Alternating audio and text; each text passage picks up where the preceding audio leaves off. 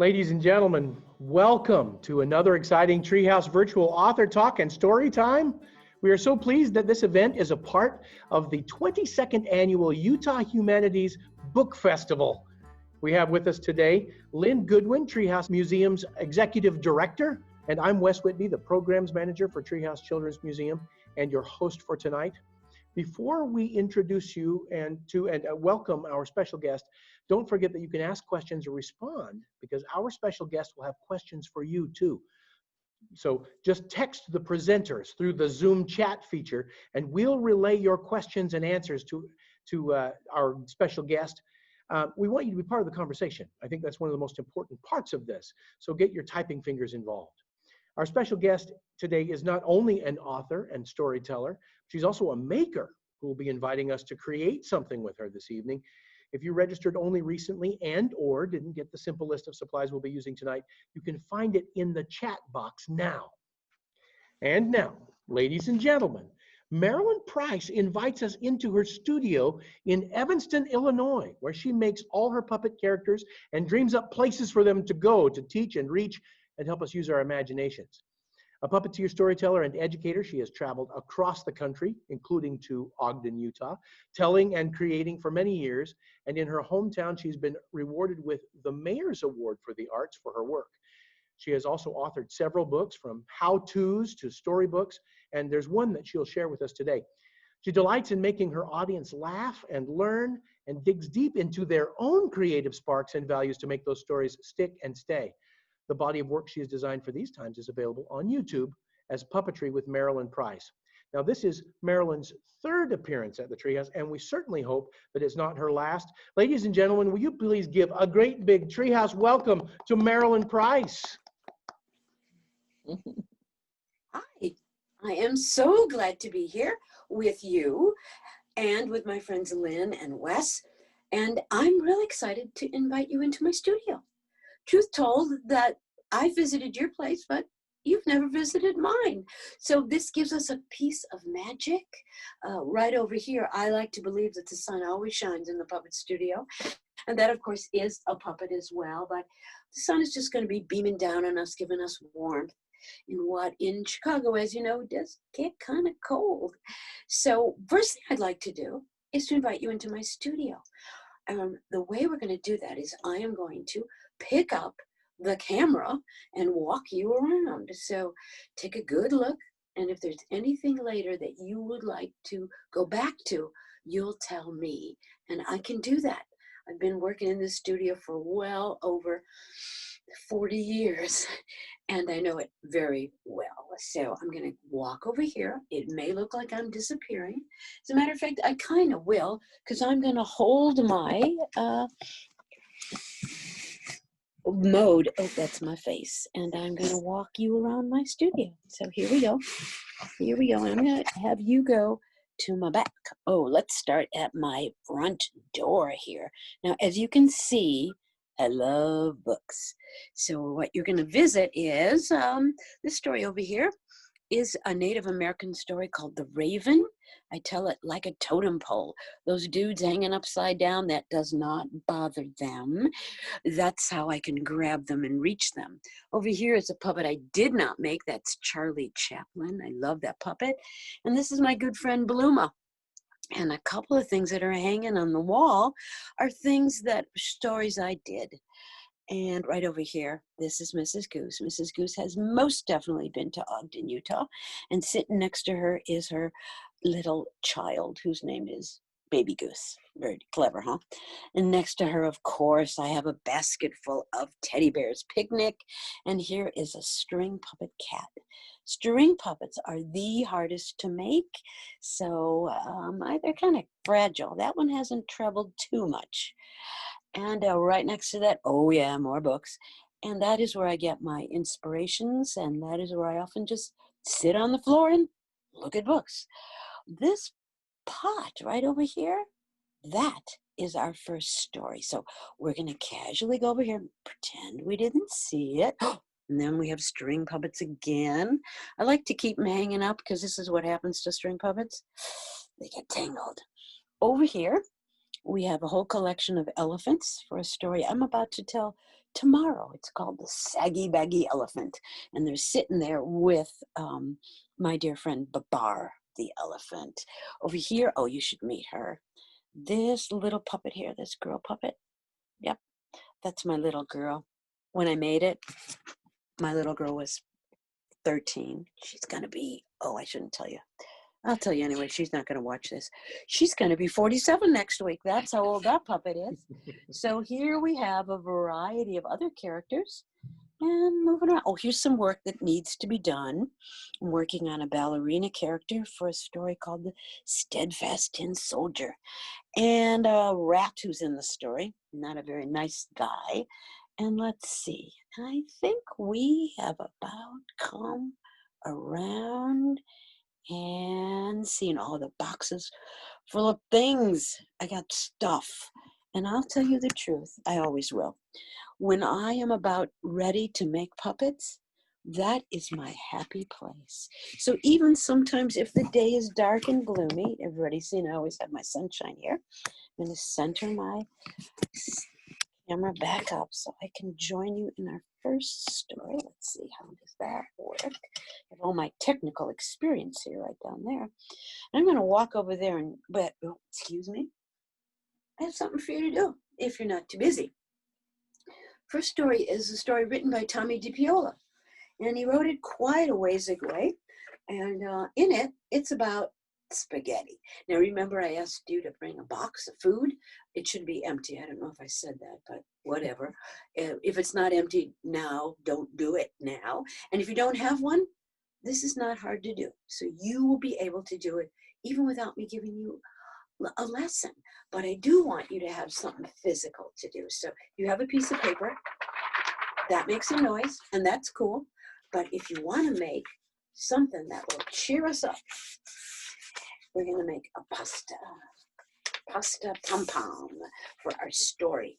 And your job will be, oh, you know what? I leaped right into doing it without talking. Excuse me. First, we're going to fold it once, and then fold it again. You can fold it either way, the long way or the short way. Doesn't matter. So then I just want you to cut some strips, not all the way up, because you have to have a way to hold it.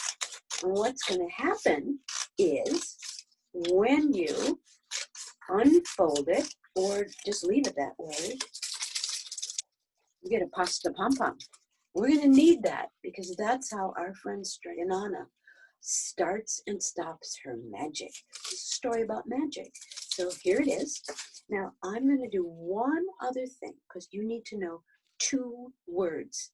One word will help you remember when to start the pom-pom, and the other one will tell you when to stop. And then there's something we do that you don't need. I'm going to bring over my friend the board here. So that'll give you a cue. See? Okay. So the first thing you need to know is it's a very short poem. Enough, my pasta pot. I have my pasta nice and hot. So simmer down my pot of clay until I'm ready. Another day. That's to end it. Way more important than the starting part. So first thing I'm going to do is put on the word you need to know when you stop. Now this is kind of easy to figure out because we want the pasta to boil. We want it to go up. So the word to think about is the word up. Whenever you hear the word up, I want you to wave your magic pasta pot. And then at the very end of our next poem, you're going to hear the word stop. But that's not going to work because then you need to blow not 1, not 2, but 3 kisses at the pasta pot. Bubble, bubble, pasta pot. Boil me some pasta nice and hot. I'm hungry and it's time to sup.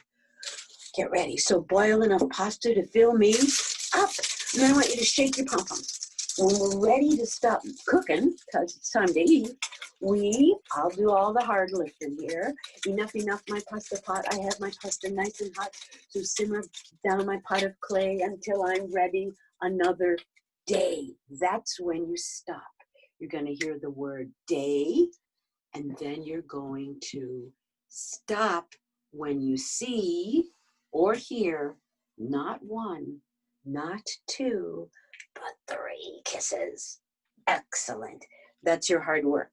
If you're ready, I'm going to go over there. I'll be back. And I want you to get your, if you haven't done it yet, or if you just have a piece of paper, makes noise when you do paper, I'm going to go get Striganana. Here's the cool part about puppets. They do not move without you. You are the most important part of a puppet. So come on, Striganana, we are ready to start our story. Oops, that's cool. You can't see me. I love that part. All right, now, story takes place in a little town in Italy. It's a story that we all love, and it starts like this. Once upon a time in a little village there lived an old woman, and I mean old, and her name was Striganana. Well, that's me. Now, Striganana was very good at many things. For example, she could remove a wart from the middle of your nose. She could make you do your homework or clean up your room. And she had a magic pasta pot. And whenever she was hungry, she would just say the magic words and poof, pasta. But here's the truth about our girl, Striganana. She was getting old. So she put an ad in the paper. It said, help wanted, Striganana. That's me. The very next day, knocking at her door, thank you, was Big Anthony. How do you do? I'm Big Anthony. I've come to help. Oh, that's good, Big Anthony. I need someone to wash the windows, sweep the floors, take out the garbage. I can do that. But I need someone who will never, ever go near my pasta pot. Sure, but why not? Because it's dangerous to fool with magic. Woo! I like dangerous. Big Anthony. Okay, we'll try you out. You can have the job, but remember, don't go near the pot. And he never did when she was there. But the minute she left the room, then he raced over to look at the pot. He looked on the inside. He looked on the outside. He looked on the underside. Big Anthony, were you near my pot? Yes, ma'am. I was curious. Big Anthony, go outside. I'm going to make pasta. Oh, can I watch? No. And then she started to make pasta. Bubble, bubble, pasta pot, boil me some.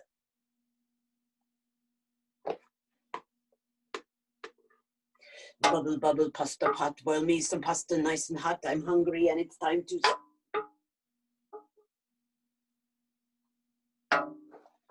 Big Anthony, go outside, close the door. Now, trust me, I know what's good for you. Well, he did it. He went outside, but he found a window was open right underneath where Striganana was making pasta. And this is what he heard. Bubble, bubble, pasta pot, boil me some pasta nice and hot. I'm hungry and it's time to sup, so boil enough pasta to fill me up. And the pasta started to boil. When she'd eaten her fill, when she'd even saved some for Big Anthony, who she really loved, she said, enough, enough, my pasta pot, I have my pasta nice and hot, so simmer down my pot of clay until I'm ready another day. Mwah, mwah, mwah. Oh, I'm so tired from making the pasta. I think I'll take a snooze. So Striganana went into her room and she promptly fell asleep. But Big Anthony had been watching, and he could hardly wait to tell all of his friends. So he raced into town. Hey, everybody, guess what? I know how to make pasta in the magic pasta pot. Nobody believed him. I mean, not one buddy believed him. He was very upset. So you know what he said? He said, I'll show you. And he did. And a little bit more for the very next day when Striganana woke up. She said to Big Anthony, I'm going to see my cousin, Strega Sophia. She's got a wart in the middle of her nose. I'm going to remove it. Ew. You're going to remove her nose? No, you silly. I'm going to remove the wart. Now, don't go near my pot. Oh, trust me, said Big Anthony. Well, Striganana made her way down the road and all the way to visit her cousin. And she had a lovely time. In the meantime, while she was gone, you got it, Big Anthony could hardly wait. He raced over to the pot and he said in his most Big Anthony voice, bubble, bubble, pasta pot, boil me some pasta nice and hot. I'm hungry and it's time to sup. So boil enough pasta to fill me up. And the pasta started to boil. Woo! He was so excited. He went over the top of the pot. It was going faster and faster and faster. And Big Anthony said, hey, everybody, come on over. We're going to have pasta. And we all did. We all had pasta. It was delicious. And while they were eating, Big Anthony said, oh, come on, everybody, eat up. I got a lot. And they said, Big Anthony, can you stop this? It's going to get all over the floor. Striganana's going to not be happy. And so he did. He said, enough, your pasta pot. I have my pasta nice and hot. So simmer down my pot of clay until I'm ready another day. But it didn't stop. It kept on going because he didn't see the kisses. He'd only heard the words. And the pasta kept going higher and higher and higher. It raced down the street. It covered up all of town. It even covered up Striganana's bed. And Big Anthony didn't know what to do. He yelled for help. He said, help, help. I'm buried in linguine. And he was. It was terrible. Who could save the day for Big Anthony? Could you? Could I? Oh, no, no, no. It had to be Striganana. But she was casually walking back. I don't mean casually. She even stopped and had a little latte, a little cappuccino. And then of course, she got tired. And then she knew she had to get home because who knew what Big Anthony was doing? And we all know what Big Anthony was doing. And when she got to town, she said, Mamma mia, we got trouble. Oh, look at the trouble you've made. Oh, enough, my pasta pot. I have my pasta nice and hot, so simmer down my pot of clay until I'm ready another day. And the pasta stopped. Mwah, mwah, mwah. Big Anthony, look at the mess you made by not paying attention. It's the hardest thing we teach. Big Anthony, look at my bed. Ew. Are you going to sleep there, Striganana? You're going to slide right out. No, I'm not, because you, my boy, are going to eat all that pasta. And he did. By the time he went to bed, he had a stomach like you wouldn't believe, but he never, ever fooled with magic again. And he always pays attention, just like you. Thank you so much, Big Anthony. I'll put you in the pot like you deserve. And I will put Striganana in there too for later eating. Whoa, that was a delicious main course. I hope you've had dinner because that story always makes me hungry. So I'm just going to put them down here because we have to have dessert now. We're having a 2-course meal. I hope you had a little hors d'oeuvre before they came. So I'm just going to put them down here. I'm not going too far.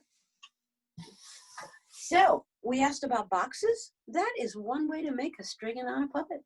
And if you happen to want to be Striganana, what really works well is you take the box. Maybe you have a pasta box. Maybe you have a cereal box. Doesn't matter what kind it is.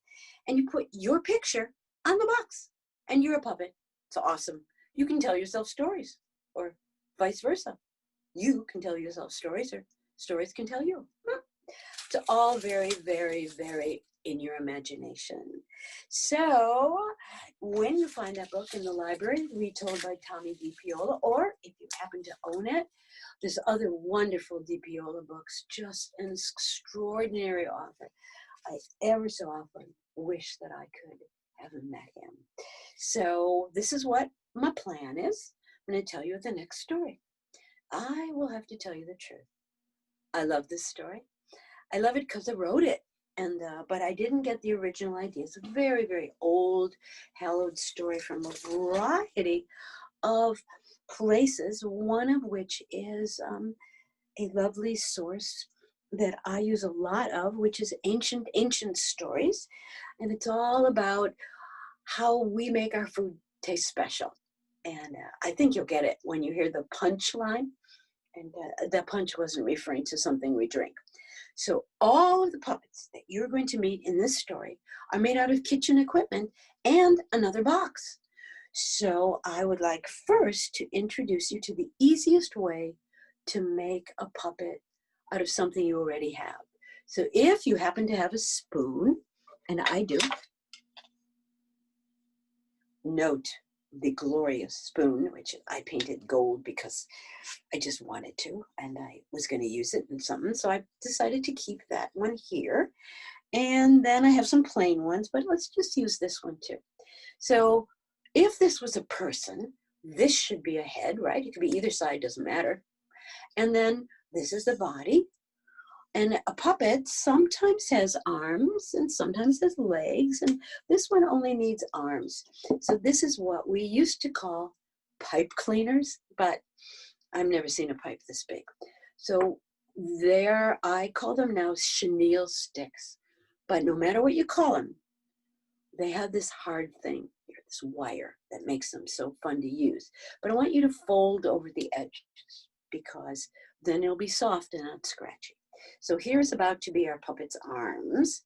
So we're going to take this puppet person, we're going to wrap up our chenille stick, although it's much more fun to call them pipe cleaners, a couple of times, just a couple of times. Now we have arms. Hello, how you doing? And we have two arms. So if you have a plastic spoon or wooden spoon that you're not going to use for anything but a puppet, you could just draw a face. And if you're going to return it to the kitchen, don't draw a face. Or if you're going to return it to the kitchen and it will wash off, use a washable marker. I'm going to see what happens when I draw a face on this puppet here. Oh, because this one is mine. It's meant to do a face and it's meant to be a puppet, so I don't have to return it to anybody's kitchen. And I got two eyes, one nose. I like an L-shaped nose just because you'll see when I give you the punchline of our story. And a mouth. Doesn't have to be a big silly grin because sometimes things don't go well in the story. So I'm going to move her up to the wave at my people. Hello, people. Okay. And then I'll give her a little purple hair because you know what? Noticed lately, some of the hair colors we get today are kind of weird and lovely. So that's the front. If you give it hair in the front, little hair in the back. If you don't have any hair, that's cool. What do you need it for anyway? It's getting hot out sometimes. And it's so nice. Here's our hair. All right, that's a puppet. Every single character in this story is made out of a piece of kitchen equipment. And because it's all about eating. I love stories about eating. So you'll see them as I move along. One last thought, because I like to bring her up. This is the author of our story. Oh, that's me. Okay. I used a picture. I used a pipe cleaner. We're done. She could be in the story, but she's not in this one today. And then I just want to show you one last thing. Oh, here's the book. I love that book. And yeah, I won't bother you with the details, but inside of pictures of my family. So how cool could that be? But they got all grown up since then. And I like to remember. So the very last part of our book is a recipe. These cookies are for anybody who eats material, not for us. And I like to bring them out because sometimes people have allergies, right? So these make great puppets, but they don't make great cookies. So you can make them. I even give you a recipe for making them. And last little trick secret I'm going to show you because it's such a wonderful nostalgic story. This was a plate that my husband, grandma's mother brought from Europe when they came here. So it's really a lovely treasure. And I am pretty sure she made better cookies than I did. So I like to have them around when I tell this story. 2 pieces of felt, a little glue, and you're in. And now a story about a king, the ruler of the land. Please note, when you see all of these puppets, they are all made out of everyday equipment. Mine are fancy, but that's my job. I'm a puppeteer. And these puppets have traveled all over the country with me. And I think they may have even been in Ogden, Utah. But now they are live in Evanston, Illinois. And our story goes like this. Once upon a time, a long time ago, there was a little boy. He lived in a great big house with his mama and his papa and his grandma, grandpa, and all of his brothers and sisters and all the people who took care of him. Because it was not just an ordinary house, mind you. It was a house so big to house all of them, and it was called a castle. Ladies and gentlemen, a king lived in that castle with his family and his mama. And it was his mama, that little boy's grandma, who would invite him into the kitchen. And together they would make cookies and other goodies, but the cookies were his favorite. And one of the reasons he loved making cookies with grandma was because she would tell him stories. She would tell him stories about his daddy, when his daddy, who now the king, was a little boy. And she would also make up stories for just him. She would teach him so many things with his stories. And when he became the king, he had told himself he was only going to eat his grandma's cookies. Ladies and gentlemen, long time from when he was the king, but the prince, we now have the king, once a little boy, just like some of you. On the very first day when His Royal Majesty the King became the king, he went into the kitchen because he wanted cookies. I want cookies like my grandma made. Oh, if I could taste one of those cookies, it would make me smile. It would bring her back in my head, in my heart, and my tummy. But she's gone, and I miss her so. However, I do have many chefs. So the king called out to his royal chef, "Royal chef, royal chef." And the first royal chef came running. "Yes, your majesty." "Oh, the royal chef is here." "Oh, yes, yes, yes. I would like cookies like my grandma made." "Oh, your majesty, I make good cookies." No, like my grandma made." "But your majesty, I don't have her recipes." "Ah, but I do." So the king went into his royal chambers.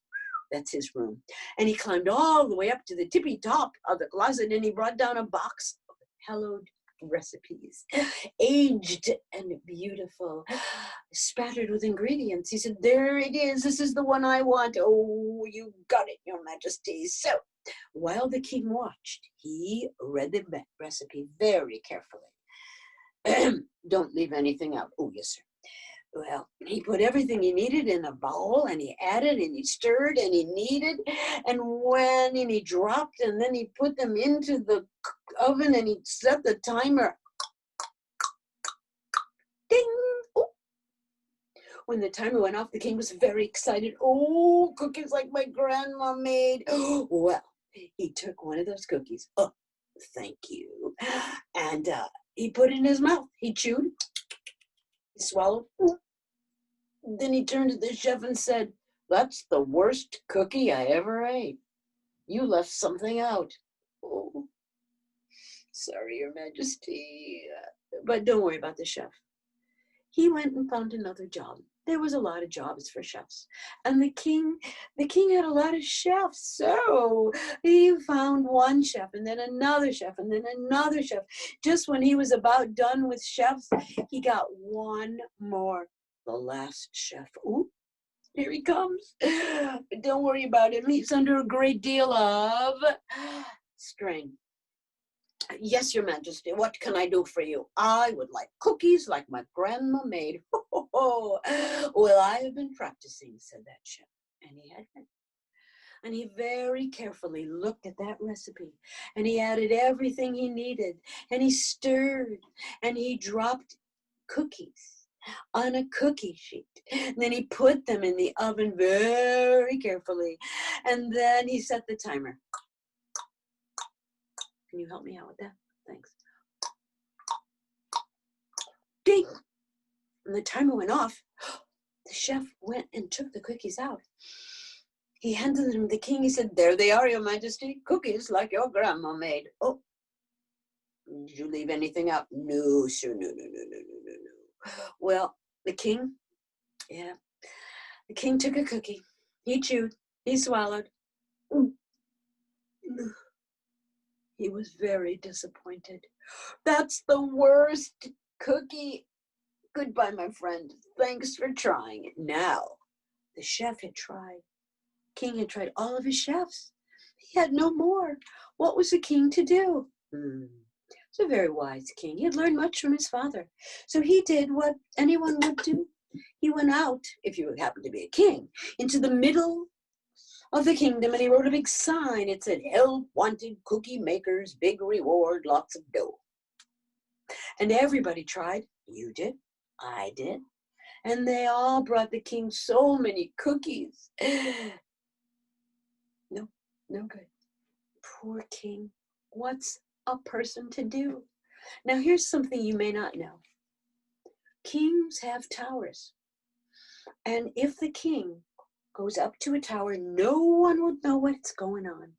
And that's what the king did when he was very sad that very day. He went all the way up to the tippy, tippy, tippy, tippy. You won't be able to see him because he's going all the way up there. Tower. And there he cried. Oh, tears came down. And the king just wept and wailed. Oh, he was so missing all the things he remembered about grandma.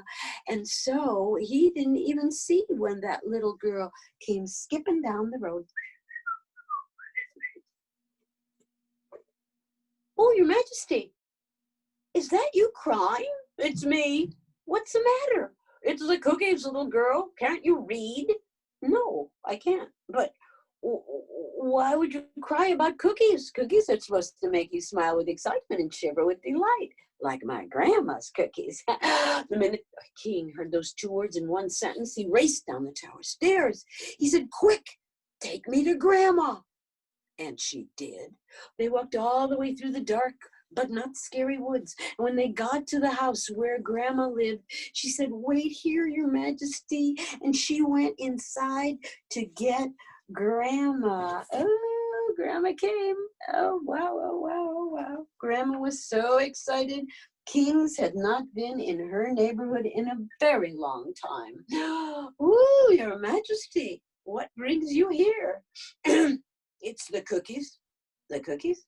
Well, I haven't made them yet." "Oh, good. Your granddaughter said you make the best cookies." "Well, isn't she just the most special?" "I don't know, but she said your cookies are, and I brought you a gift." "You brought me a gift?" "Oh, Your Majesty, you shouldn't have." "But I did. I brought you a recipe." "Oh, that's very nice, Your Majesty, but I can't accept." "Why not?" "Because I only use my recipes and my grandma's." But I miss my grandma, and I thought a taste of her cookies would make me smile with excitement and shiver with delight and remember her in my head and my heart and my tummy." Oh, that was really hard to turn him down. So she said, "Why don't you come into my kitchen and help me?" So he did. And together they made those cookies. They added, they stirred, they dropped. They were talking while they were doing that. And she was telling him that she remembered his daddy, the king. What a good king he was, because he listened. And if you listen, you will learn so much about everyone else. And so that's my advice to you, Your Young Majesty the King. Listen. Oh, the king was so excited that he remembered everything, that he was really very excited about tasting those cookies. So when the timer, ding, went off, she reached inside and took out the cookies. And then she put them in front of him. And he said, take one too, please. We work together. And she said, of course. And so they did. And they chewed and they swallowed. And he was so amazed. He said, but wait, you didn't put in anything different than all of my fine chefs and my people who I love. Why did yours taste better? Oh, Your Majesty, when I made cookies for you, I made them like I make them for my granddaughter. I made them with love, Your Majesty. You see, it's love. That's the secret ingredient. And that, ladies and gentlemen, that is always the truth. So thank you, Grandma, for coming out with your good roll. And Your Majesty the King, made out of a very large fork. Thank you too. Remember the lessons. So that is the end of my wonderful job. I love being a puppeteer, and I would like you to be the same. And my friend Wes here is going to find out if we have any questions that I hope I can answer adequately. And if not, you know what you can do? You can put them in the chat. Wes and or Lynn will send them to me, and I will answer them. And if you can't think of a question now, but you can later, same thing. I look forward to seeing you at the Treehouse Museum, where we can say hey, and we can, of course, live happily ever during and after. So. I like happily ever during, especially during this part. You bet.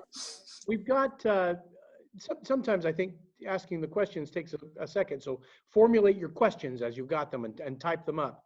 I've got a question for you to start with, though, if I can. I love making puppets, and I like the way that you help us to make them out of just about anything. What is the favorite found object that you've ever made a puppet out of? Something you were like, wow, this was the perfect puppet thing, and maybe it isn't good for anything else. Well, actually, I love the ones that are good for anything else, but never would have thought of becoming a puppet. I'm very attached to some puppets I made out of wire brushes that look like letters. You know, I have one that looks like a llama. And he's all wiry. So I love, that is my favorite kind of thing to do. I like milk carton cows for the double meaning. I like to think when I tell a story with a milk carton that is a cow and it has a really good message, that when we drink our milk, we'll remember the message. So I do that. And the same is true, the little girl who was a cereal cookie box, she disappeared. Where did she go? I used in a whole bunch of stories about the city of Chicago because the company that box is made out of used to be here. So I like to find a whole bunch of double meanings in a lot of things. Good question, young Wes. I noticed that that Stregonona and Big Anthony were pasta. Right, right. Which we have a lot of at our house. You know, it's the best, and of course they eat a lot of it in Italy too, and that too is made with love. So I'm big on love and eating. And we're so glad that you are. We've got a couple of questions already. Oh, good. The first question that I see here is, what kinds of puppets do you make during the day? Okay, it depends. Now, sometimes I'm working lately on telling different stories every week.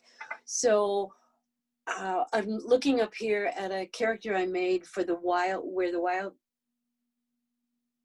wild things are. Yes, and so I made Max, and it turned out amazing that it looks like Sendek's character. So I kept him here, and he looks down at me when I'm thinking I get a little bit.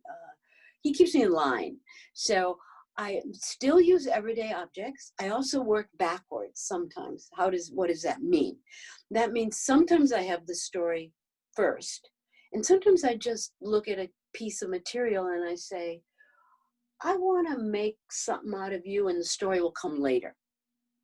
So I have no great answer. I like to build towards something. So that's the only answer I can give you. Sometimes people will ask me to make a puppet that means something for them. So I have done stuff like that. And I will remake a puppet if I think he can be used, if he hasn't been told in a story. Here's one. This is I was going to use him today, but see, the truth told is his head moves because he's a rolling pin, right? He's great for stories, but it's easier to move the body. And that actually is a model that comes from puppets that come from another country, but mine, one of the Near Eastern countries. They move the body and the head stays still. So that's cool. And I made him, not for this story, but because I had an extra rolling pin. Some people might use an extra rolling pin just for the Who knew? Who knew? Another question that we've got here is, what was the first puppet that you made? Do you remember your very first puppet? I actually do, because the studio has just been redone during this lovely time. And so I found it. It was a stick puppet story, that I used from a story of Shel Silverstein's called The Giving Tree. And I told it in the context of a religious service, because it has a really deeper meaning. So I wrote, and I just found it. It was in the bottom of a box. I used to also make, about the same time, puppets that I would give to librarians in my city of Chicago. And I found some of those as well. But that particular The Giving Tree was one of my first, and it was just paper puppets on sticks. And then my really first puppets were puppets I sold right after I became a mama. And that boy is going to be 49. Oh, I said it alive on a video. Too bad. So I don't know where those are, but that was the first story I told. And do you, we've got another question here that says, have you ever made a puppet out of paper mache? I noticed that a lot of your puppets have sewn elements to them. I sew a lot. Paper mache, which is a wonderful medium, is very heavy. So I generally don't make a lot of heavy. It doesn't have to be, but I made some around balloons. They're round. I have 1, 2, off the top of my head. I have a horse whose head, it's huge, it's as big as a horse. Just the head that I would wear on top of my head was ridiculous.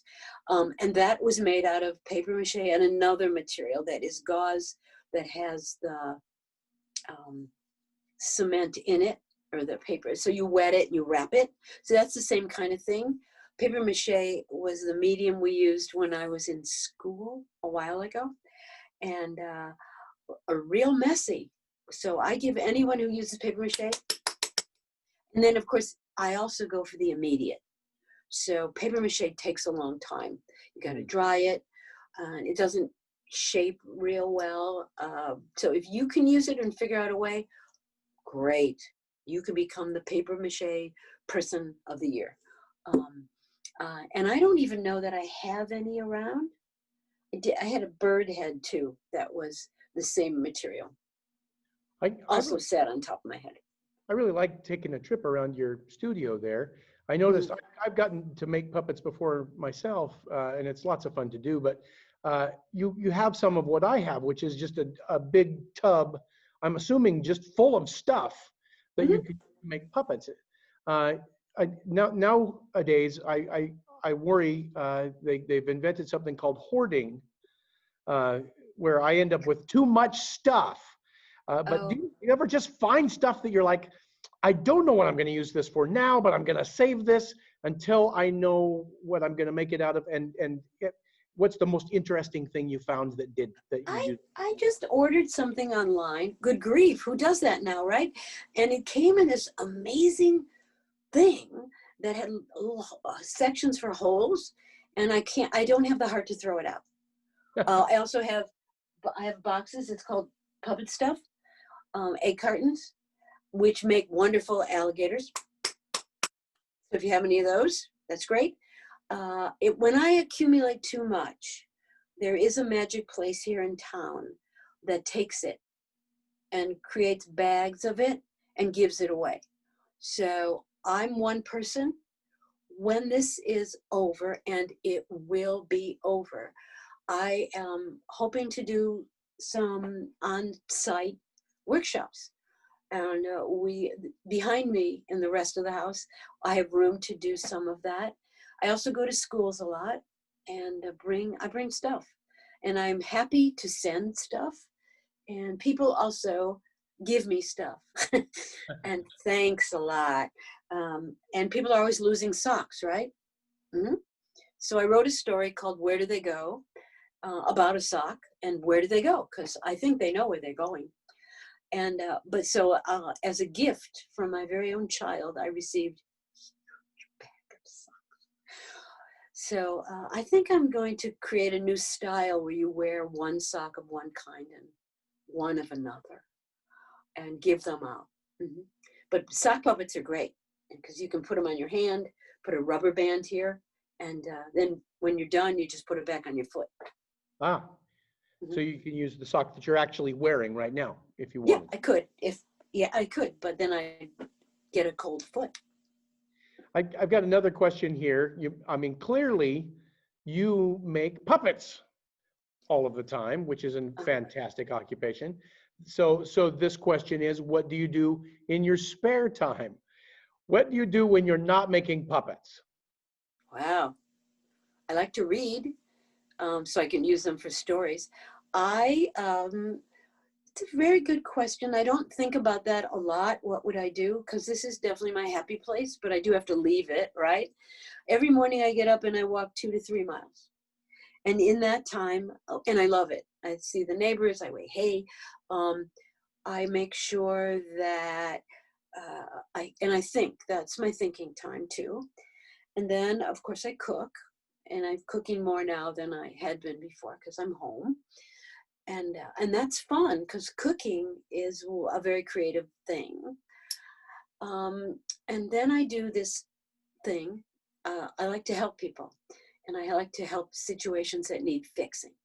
So I've been doing a little political work, um, and I've done that all of my life. I don't know if you saw it as we were walking around. I have a little sweater hanging on my wall that before I was giving, in the process of having this beautiful brand new child, first child, and we were working on a campaign. And when Matt was born, the man we were working for, who became a US Senator, sent me this cute little sweater. And that is never leaving my sight. And I have not yet built a puppet for that thing, that sweater, but I think I see one over there that should be wearing it. So I do that. And I like to play with my grandkids when I can, except they're very old now. And so we go on outings, and I talk on the phone to friends, and I do 1, 2 shows a week, one on a national site, and another one where I'm a not in residence artist for a synagogue in Atlanta, Georgia. So I have to design that stuff, and even when I'm not making puppets, I'm thinking about it. That's it. I guess Fantastic. I'm busy. Hmm. I have one more question here that says, what is your favorite kind of book? Um, I like historic nonfiction, and just lately, I started something called, it's very personal, Grandma Camp, with my California grandchild, and we read together. So she's 10 and a voracious reader. So I've been reading the book she reads so that we can talk about them. And they're not kids' books mostly. And they're the last one we read, and I will even give you its name because it's a wonderful book on so many levels. It's called Indian No More. And it's a story, it's a true story told by not the woman the story was about American Indian, that is what the official name is, who is there. They had to leave by an act of government, they had to leave their, great Marilyn, big words here, and go in to live in a city and no longer live with their community. So it's all about her struggles, and it was a pretty heavy duty book. I like those. I also do like every once in a while, especially when I'm driving, to listen to books on tape. And I usually like books that are funny. I'm also not opposed to graphic novels. I'm a visual learner. And I think the best way to teach somebody that knows nothing about something is to read the version that was written for the edification, that would be the education of kids. I think it's the best way to teach. So I read, the books I love to read the most are the ones I learn the most from. That is such a non-answer, and I love the question. Yes, wonderful answer. I think you certainly get inspiration from so many different kinds of stories. Mm-hmm. Uh, And look, watching. and was there a specific, this is another great question, was there a specific storyteller and puppeteer who inspired you to become a storyteller and puppeteer? And if so, who was it? And that's a question from Lynn. Okay. Well, a friend of mine asked me, as we were both about to have babies, who then became best friends, but she asked me if I'd help her. And we were in our 20s, late 20s. And I said, I don't know anything about puppets. And she said, I've always wanted to do a show. She had studied in Italy. And so I said, sure, why not, right? And I was not working anymore, so it worked out fine. And she taught me how to be a puppeteer. And the first show we did, she had made all the puppets. And then to this very day, I don't use a puppet I haven't made, just that one show. And then together we were partnered, and then we met up with, I'm going to just leave for a second, but I'll be right back because I want to show you this man, my inspiration, my mentor. So I'm going to keep talking while I go get his picture. Some of you out there in television land will know him. In our work together, Susan and I, her name was Susan Marcus, she was my partner, met. We worked together for about 10 years, so that's 30 plus years ago. We met this man named Bert Tillstrom. So Bert Tillstrom, here he is. If you look carefully at his character, see, it probably glares so you can't see. In the 50s, that would be 1950s, he was the very first puppeteer on TV. And the show was called Kukla, Fran, and Ali. So Bert Tillstrom came to see a show we did, and he liked what he saw. Wow. And he recommended us, because he only did Kukla and Ali. Fran was a human. That's all he did. He didn't do anything else. He did the first TV show on, not before cable. And it was 20 some minutes long, and it was really not for kids. He was extremely talented. He was a lovely, wonderful, generous man. So he kind of took us under his wing and recommended us. And he and Kukla, this was a show he did with Kukla, and we hung out.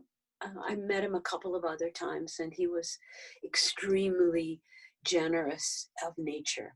And that's what I learned about puppeteers. They're mostly shy. He was terribly shy. He never came out in front of the stage. One time I saw him, he did a book thing, and then he came out. I brought my little boy, Matt was 8, I think, to see a show that Bert did, and I told him it was Matt's birthday. So he came out with Kukla and sang happy birthday to Matt. It was my favorite birthday of Matt's. I don't know if it was his, but it was mine. So I met him, and then in the course of time, I've met Frank Oz, who you may have heard of, who did Yoda, and Miss Piggy, and Animal, and met Jim Henson in an elevator. That was cool. So these were the puppeteers that I mostly admire. I never have worked with another puppeteer, except Susan. and she went her way and I went mine, and we remained great friends. So she was my inspiration. I am always eternally grateful to her for introducing me to a world I knew nothing about. We've got Thanks. one last question here. And you were talking about your inspiration there. He didn't do puppets for children. You said puppets for adults. No, I'm sorry. I misphrased it. If you watch that show now, you would see that his humor and his creativity was really centered in an adult audience. Uh-huh. Kids watched it, and his puppetry was done in a very similar way to what Mr. Rogers did. So there was someone in the front, I can't remember her name, and the puppets were behind. You never saw Burr, you never saw Fred Rogers, except when he wasn't doing his puppets. And Burr used opera. Now, most kids don't go to the opera. Fred Rogers did the same. So there's a lot of similarities. Burr did not talk to the audience. The puppets talked to Fran, who talked to the audience. So, but if you ever look at them, they're only he didn't film, he used something called kinescopes. So they've managed to salvage them, and they're wonderful, but they're definitely of a nature that most people think kids wouldn't enjoy. I don't agree. I think that we sometimes give kids enough credit, and some children's performers, not you, Wes, because I've seen your work, talk not down, but they don't elevate their work so that kids and adults can enjoy them at the same time, which is what we all need to do, because they're, inside of every adult, the kid's still there, and we need to reach out and bring them in. I certainly don't feel any different now than I felt when I was 7. Well, you're taller. I am taller, bigger in Right. lots of different ways. And better.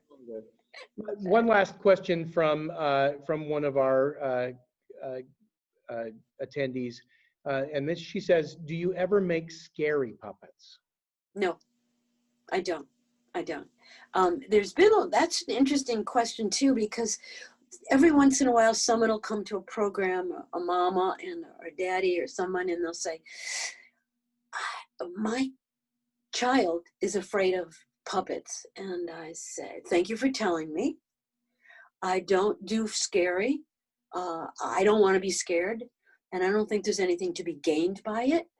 So I don't do scary, so you don't need to worry. But if you would like him or her to come up and meet my puppets beforehand, I think we should do that."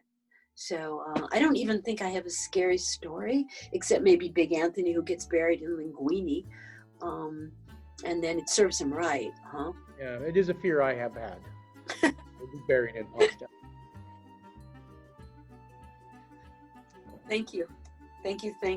I look forward to being in Ogden, but thanks for coming to my house. Thank you so much. We can't wait to have you back. Before we say a final goodbye to Marilyn, we want to thank all of you for participating. We want to thank Lynn Goodwin, Treehouse's director, for being behind the scenes and making this happen for us today. We also need to thank the sponsors of this. This event is a part of the 22nd Annual Utah Humanities Book Festival, and this annual free festival is the Utah Humanities gift to the community, allowing us to explore all sorts of ideas by interacting with great writers, and the complete program is available at www.utahhumanities.org. Where you can find more information about that. We also have more sponsors to thank, and we'll put those sponsors and their names as a part of the credits of what we're doing today. If you missed any part of what of this conversation with Marilyn Price, you can check it out on our YouTube channel, and we'll be posting that at the beginning of this next week. Again, a very special thank you to our very special guest, puppeteer and storyteller, and a big virtual round of applause for Marilyn Price. Thank you so much, Marilyn. Thank you. Take good care. Be safe.